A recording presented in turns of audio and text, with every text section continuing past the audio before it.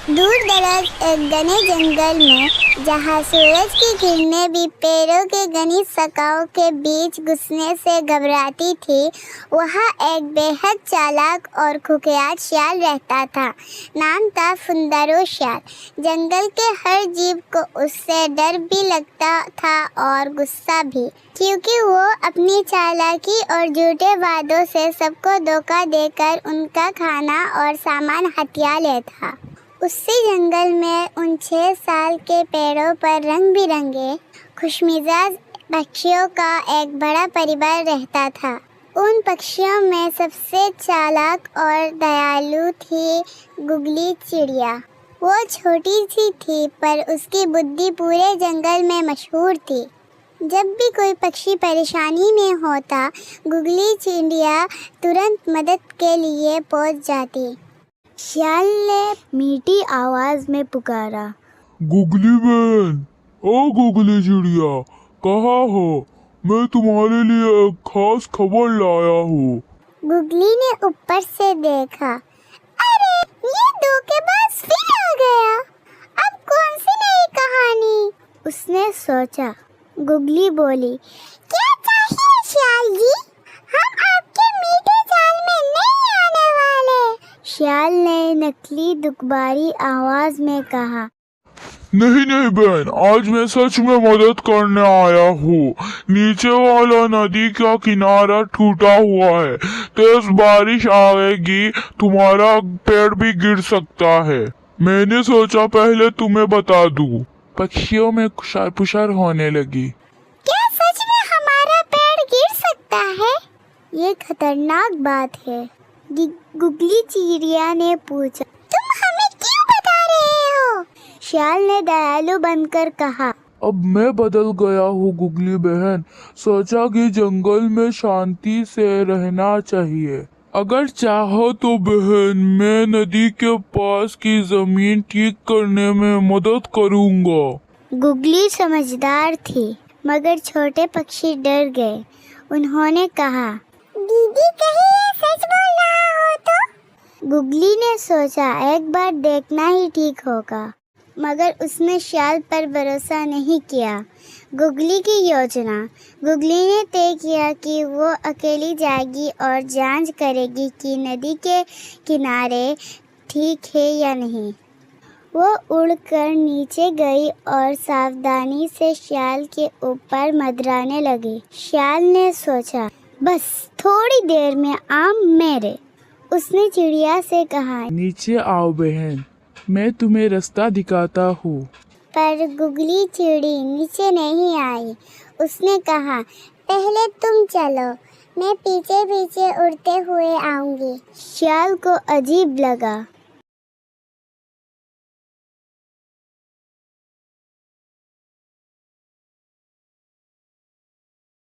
पर वो आगे चला।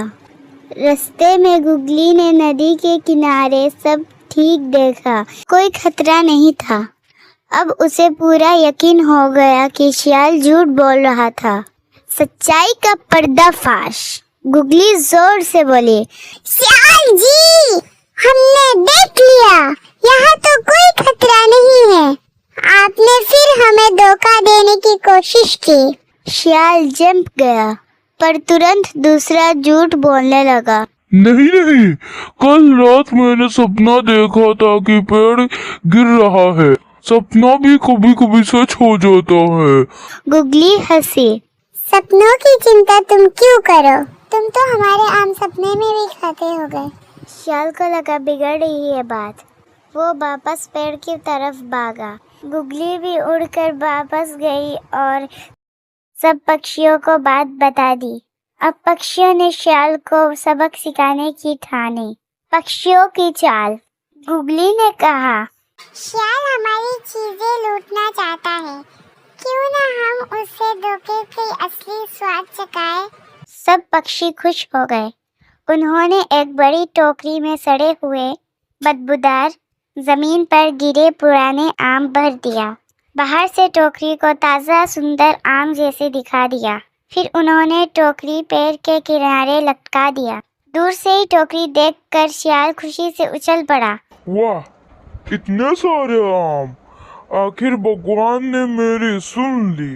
वो पेड़ के नीचे बैठकर बोला, गुगली बहन, तुम्हारे लिए मैंने इतना किया, क्या बदले में इस थोड़े आम मुझे मिलेंगे? गुगली बोली, शियाल जी, आपकी भलाई देखकर हम बहुत खुश हैं। ये टोकरी रख लो, हम सब यही चाहते हैं।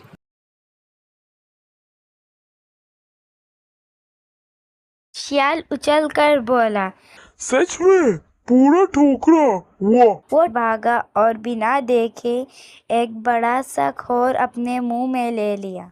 अगले ही पल ओ छी, ये क्या बदबू, ये तो सड़ा हुआ आम है।